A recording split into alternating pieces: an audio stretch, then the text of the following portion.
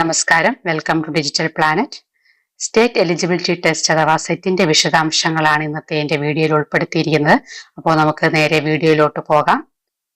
കേരള സർക്കാർ higher secondary കോഴ്സുകളിലേക്കും vocational higher secondary വിദ്യാഭ്യാസത്തിലേക്കും അധ്യാപകരെ തിരഞ്ഞെടുക്കുന്നതിനായി സ്റ്റേറ്റ് എലിജിബിലിറ്റി ടെസ്റ്റ് അഥവാ സെറ്റ് നടത്തുന്നുണ്ട്. അപ്പോൾ ഒരു ഉദ്യോഗാർത്ഥിക്ക് ഹയർ സെക്കൻഡറി സ്കൂൾ ടീച്ചറായി നിയമിക്കപ്പെടുന്നതിനുള്ള യോഗ്യത നേടാൻ ഈ പരീക്ഷ വിജയിച്ചിരിക്കണമെന്നത് നിർബന്ധമാണ്. അപ്പോൾ LBS centre for science and technology തിരുവനന്തപുരമാണ് ഈ പരീക്ഷ നടത്തുന്നത്. സെറ്റ് പരീക്ഷയ്ക്ക് 2 പേപ്പറുകൾ ഉണ്ടാകും. Paper first and paper second. Paper first എല്ലാ കാൻഡിഡേറ്റ്സിനും കോമൺ ആയിട്ടുള്ള ഒരു പേപ്പറാണ്. അതിൽ പാർട്ട് A ജനറൽ നോളജ് വരും. പാർട്ട് Bയിൽ ആപ്റ്റിറ്റ്യൂഡ് ഇൻ ടീച്ചിങ് ആണ് വരുന്നത്. ഇതിലാകെ 120 ഒബ്ജക്റ്റീവ് ടൈപ്പ് ചോദ്യങ്ങൾ ഉണ്ടാകും. ഓരോ ചോദ്യത്തിനും ഓരോ മാർക്കായിരിക്കും. പാർട്ട് സെക്കൻഡിൽ വരുന്നത് കാൻഡിഡേറ്റ്സിന്റെ PG വിഷയത്തെ അടിസ്ഥാനമാക്കിയിട്ടുള്ളതാണ്.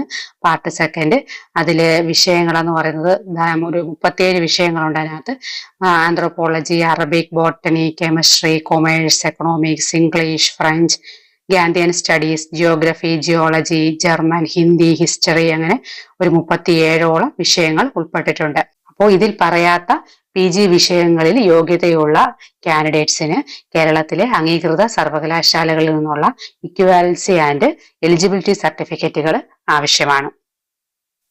ഇനി നമുക്ക് പേപ്പർ സെക്കൻഡ്, പാസ് ക്രിറ്റീരിയ, അതേപോലെ എലിജിബിലിറ്റി തുടങ്ങിയവ നോക്കാം.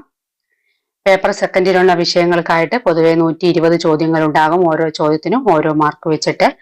മാത്തമാറ്റിക്സ് ആൻഡ് സ്റ്റാറ്റിസ്റ്റിക്സ് വിഷയങ്ങൾക്കായിട്ട് മാത്രം 80 ചോദ്യങ്ങൾ ഉണ്ടാകും.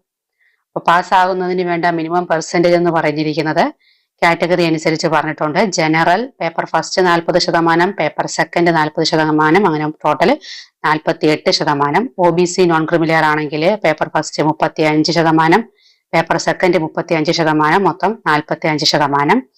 അതേപോലെ SC/ST ഡിഫറൻ്റ്ലി ഏബിൾഡ് പേഴ്സൺ ആണെങ്കിൽ 35% പേപ്പർ ഫസ്റ്റ്, പേപ്പർ സെക്കൻഡ് 35%, അങ്ങനെ ടോട്ടൽ 40%.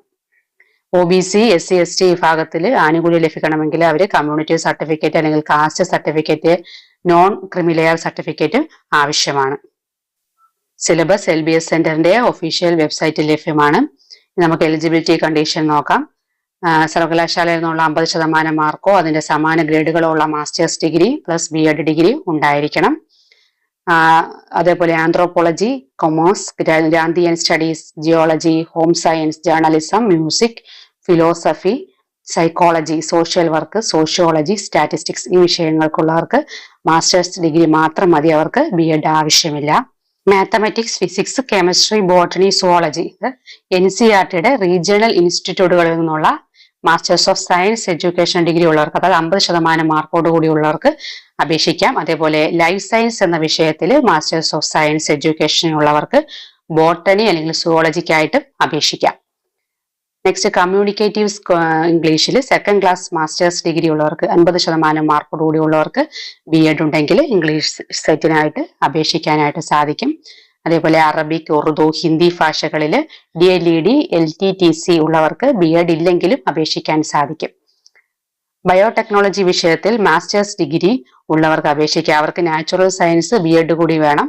ബയോടെക്നോളജി വിഷയത്തിൽ masters degree 50% mark plus natural science BEd ഉള്ളവർക്ക് അപേക്ഷിക്കാം. നെക്സ്റ്റ് BEd ഹിന്ദിയുടെ ഒരു സ്പെഷ്യൽ കേസാണ് പറഞ്ഞിരിക്കുന്നത്. ദക്ഷിൺ ഭാരത് ഹിന്ദി പ്രചാർ സഭയിൽ നിന്നുള്ള BEd ഹിന്ദി ബിരുദം നേടിയവർക്ക് ഇക്വാലൻസി സർട്ടിഫിക്കറ്റ് വേണമെന്ന ആവശ്യമില്ല എന്നാണ് പറഞ്ഞിരിക്കുന്നത്. കേരളത്തിലെ യൂണിവേഴ്സിറ്റികൾ ഈ ബിരുദം അംഗീകരിച്ചിട്ടുണ്ട്. അതേപോലെ അംഗീകാരമില്ലാത്ത കോഴ്സുകൾ മുഖേന ലഭിച്ച ബിരുദമുള്ളവർക്ക് സെറ്റ് എഴുതാൻ കഴിയില്ല. അംഗീകൃത കറസ്പോണ്ടൻസ് അല്ലെങ്കിൽ ഓപ്പൺ യൂണിവേഴ്സിറ്റി വഴി ബിരുദം നേടിയവർക്കും അല്ലെങ്കിൽ കേരളത്തിലെ പുറത്തുള്ള യൂണിവേഴ്സിറ്റികളിൽ നിന്ന് ബിരുദം നേടിയവർക്കും കേരളത്തിലെ യൂണിവേഴ്സിറ്റികളിൽ നിന്നുള്ള ഇക്വാലൻസി സർട്ടിഫിക്കറ്റ് ആവശ്യമാണ്. സെറ്റ് സബ്ജക്ട്സ് പട്ടികയിൽ ഇല്ലാത്ത വിഷയങ്ങളിൽ PG നേടിയവർക്ക് എന്ത് വേണം? എലിജിബിലിറ്റി പ്ലസ് ഇക്വാലൻസി സർട്ടിഫിക്കറ്റ് ആവശ്യമാണ്. ഇത് കേരളത്തിലെ യൂണിവേഴ്സിറ്റികളിൽ നിന്ന് ലഭിച്ചതായിരിക്കണം. PG കഴിഞ്ഞ് BEd ചെയ്യുന്നവർ അല്ലെങ്കിൽ BEd കഴിഞ്ഞ് PG അവസാന വർഷം പഠിക്കുന്നവർക്കും സെറ്റ് എഴുതാം. പക്ഷെ ഇവർക്ക് പ്രിൻസിപ്പൽ സൈൻ ചെയ്ത ഒരു ഡിക്ലറേഷൻ ഹാജരാക്കേണ്ടി വരും. ഈ വിദ്യാർത്ഥികൾക്ക് സെറ്റ് ഫലം പ്രസിദ്ധീകരിച്ച ഡേറ്റിൽ നിന്ന് 1 വർഷത്തിനുള്ളിൽ അവരുടെ യോഗ്യതാ പരീക്ഷകൾ മുഴുവനും പാസ്സായിരിക്കണം, അല്ലെങ്കിൽ അയോഗ്യരാകും. SC/ST ഭിന്നശേഷിയുള്ളവർക്ക് യോഗ്യത നേടുന്നതിന് ആവശ്യമായ പാസ് മാർക്കിൽ 5% ഇളവുണ്ട്. അതേപോലെ സെറ്റ് എഴുതുന്നതിനായിട്ട് പ്രായപരിധിയില്ല, ഏത് പ്രായക്കാർക്കും അപേക്ഷിക്കാനായിട്ട് സാധിക്കും. ഓൺലൈൻ വഴിയാണ് അപേക്ഷ സമർപ്പിക്കേണ്ടത്. ഫീസ് വരുന്നത് ജനറൽ OBC വിഭാഗത്തിന് 1300, അതേപോലെ SC ST ഭിന്നശേഷിയുള്ളവർക്ക് 750. ഫീസ് ഓൺലൈൻ വഴി മാത്രമാണ് അടയ്ക്കാനുള്ളത്. ഓൺലൈൻ രജിസ്ട്രേഷൻ പ്രൊസീജിയർ നമുക്ക് നോക്കാം. www.lbscenter.kerala.gov.in എന്ന സൈറ്റിലാണ് ഓൺലൈൻ വഴി അപേക്ഷ സമർപ്പിക്കേണ്ടത്. അതിൽ സെറ്റ് ജൂലൈ 2025 എന്നുള്ള സെഷൻ നമുക്ക് സെലക്ട് ചെയ്യാൻ സാധിക്കും. അവിടെ നമ്മുടെ ഫോൺ നമ്പർ നൽകിയാൽ ഒരു OTP വരും. അതിലൂടെ നമുക്ക് വെരിഫിക്കേഷൻ സ്ഥിരീകരിക്കാനായിട്ട് സാധിക്കും. ദെൻ അപേക്ഷാ ഫോം ഫില്ല് ചെയ്യുക. നമ്മുടെ പേഴ്സണൽ ഡീറ്റെയിൽസ് പ്ലസ് നമ്മുടെ എഡ്യൂക്കേഷണൽ ക്വാളിഫിക്കേഷൻ എല്ലാം ഫില്ല് ചെയ്ത് സബ്മിറ്റ് ചെയ്യുക. അപ്പോൾ രജിസ്ട്രേഷൻ ID ലഭിക്കും. ഇത് സൂക്ഷിച്ചു വയ്ക്കുക. ദെൻ ഫോട്ടോ അപ്ലോഡ് ചെയ്യുക. ഫീസ് അടയ്ക്കുക. അതിനുശേഷം നമ്മുടെ ഫീസ് അടച്ച ശേഷം അപേക്ഷയുടെ പ്രിന്റ് എടുക്കാനായിട്ട് സാധിക്കും. ഇത് ഫ്യൂച്ചർ റെഫറൻസിനായിട്ട് നമുക്ക് സൂക്ഷിച്ചു വെക്കാവുന്നതാണ്. ഓൺലൈൻ അപേക്ഷയിൽ ശ്രദ്ധിക്കേണ്ട പ്രധാന പോയിന്റുകൾ എന്ന് പറയുന്നത് SLC ബുക്കിൽ എഴുതിയതുപോലെ തന്നെ പേരും ഡീറ്റെയിൽസും കൊടുക്കുക. അതേപോലെ പരീക്ഷാ സെന്ററും സെറ്റ് വിഷയവും ശരിയായി തന്നെ തിരഞ്ഞെടുക്കുക. ഒരാൾക്ക് തന്റെ തിരഞ്ഞെടുത്ത ജില്ലയിൽ മാത്രമാണ് പരീക്ഷ എഴുതാനാവുക. കേരളത്തിലെ 14 ജില്ലാ ഹെഡ്ക്വാർട്ടേഴ്സുകളിൽ സെന്ററുകൾ ഉണ്ടാകും. അതുകൊണ്ട് തന്നെ സെന്റർ ഒരു പ്രാവശ്യം തിരഞ്ഞെടുത്താൽ പിന്നീട് മാറ്റാനാവില്ല. അപ്പോൾ സെറ്റ് പരീക്ഷയ്ക്ക് ഓൺലൈനായിട്ട് നമ്മൾ രജിസ്റ്റർ ചെയ്തവർക്കാണ് അഡ്മിറ്റ് കാർഡ് തയ്യാറാക്കുന്നത്. അപേക്ഷയിൽ നൽകിയ ജില്ലയും അതേപോലെ സബ്ജക്റ്റുമാണ് അഡ്മിറ്റ് കാർഡിൽ ഉണ്ടാവുക. അപ്പോൾ അഡ്മിറ്റ് കാർഡ് LBS സെന്റർ വെബ്സൈറ്റിൽ ലഭ്യമാകും. റിസൾട്ട് LBS സെന്ററിന്റെ ഒഫീഷ്യൽ വെബ്സൈറ്റിൽ ലഭ്യമാണ്. പാസ്സായവരെ അവർക്ക് സർട്ടിഫിക്കറ്റ് കിട്ടാൻ എന്തൊക്കെ രേഖകളാണ് അയക്കേണ്ടത് എന്നുള്ളതിനെ പറ്റി നോക്കാം. അപ്പോൾ LBS വെബ്സൈറ്റിൽ നിന്ന് ഡൗൺലോഡ് ചെയ്തെടുത്ത certificate application form, then PG and BEd സർട്ടിഫിക്കറ്റുകളും മാർക്ക് ലിസ്റ്റുകളും, അത് പ്രൊവിഷണൽ അല്ലെങ്കിൽ ഒറിജിനൽ, ദെൻ SLC സർട്ടിഫിക്കറ്റ്, അത് ഡേറ്റ് ഓഫ് ബർത്ത് തെളിയിക്കാനാണ്. ഇതൊക്കെ ഗസറ്റഡ് ഓഫീസറിന്റെ അറ്റസ്റ്റേഷൻ ആവശ്യമാണ്. പിന്നെ മാർക്ക് ഇളവ് ലഭിച്ചവർക്ക് വേണ്ടിയിട്ടുള്ള കാസ്റ്റ് കാറ്റഗറി സർട്ടിഫിക്കറ്റ്, പിന്നെ PG BEd മറ്റൊരു യൂണിവേഴ്സിറ്റിയിൽ നിന്നാണെങ്കിൽ കേരള യൂണിവേഴ്സിറ്റികളിൽ നിന്നുള്ള ഇക്വാലൻസി ആൻഡ് റെക്കഗ്നിഷൻ സർട്ടിഫിക്കറ്റ് വേണം. പിന്നെ ഫൈനൽ ഇയർ പഠനം പൂർത്തിയാക്കിയിട്ടില്ലാത്തവരാണെങ്കിൽ പ്രിൻസിപ്പൽ ഒപ്പിട്ട ഡിക്ലറേഷൻ ഫോം വേണം. അപ്പോൾ ഇതെല്ലാം റിസൾട്ട് പ്രസിദ്ധീകരിച്ച ഡേറ്റ് മുതൽ 1 വർഷത്തിനുള്ളിൽ സമർപ്പിക്കണം. 1 വർഷം കഴിഞ്ഞ് അപേക്ഷിക്കുമ്പോഴാണെങ്കിൽ 500 രൂപ ലേറ്റ് ഫീ വരും. അങ്ങനെ ഓരോ വർഷത്തിനും 250 രൂപ എക്സ്ട്രാ ലേറ്റ് ഫീ ആയിട്ട് വരും.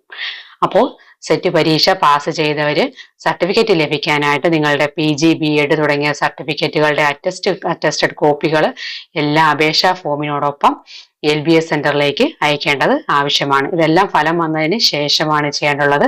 അപ്പോൾ ഫൈനൽ ഇയർ കംപ്ലീറ്റ് ചെയ്യാത്തവരാണെങ്കിൽ പ്രിൻസിപ്പൽ ഒപ്പിട്ട ഡിക്ലറേഷൻ ഫോമും കൂടി ഇതിന്റെ കൂട്ടത്തിൽ വെക്കുക. അപ്പോൾ ഇത്രയും കാര്യങ്ങളാണ് നമ്മൾ ശ്രദ്ധിക്കാനുള്ളത്. അപ്പോൾ വീഡിയോ ഇഷ്ടപ്പെട്ടു എന്ന് വരുന്നു. ഇഷ്ടപ്പെട്ടെങ്കിൽ ലൈക്ക് ചെയ്യാനും ഷെയർ ചെയ്യാനും സബ്സ്ക്രൈബ് ചെയ്യാനും മറക്കരുത്. നമുക്ക് മറ്റൊരു വീഡിയോയുമായിട്ട് വീണ്ടും കാണാം.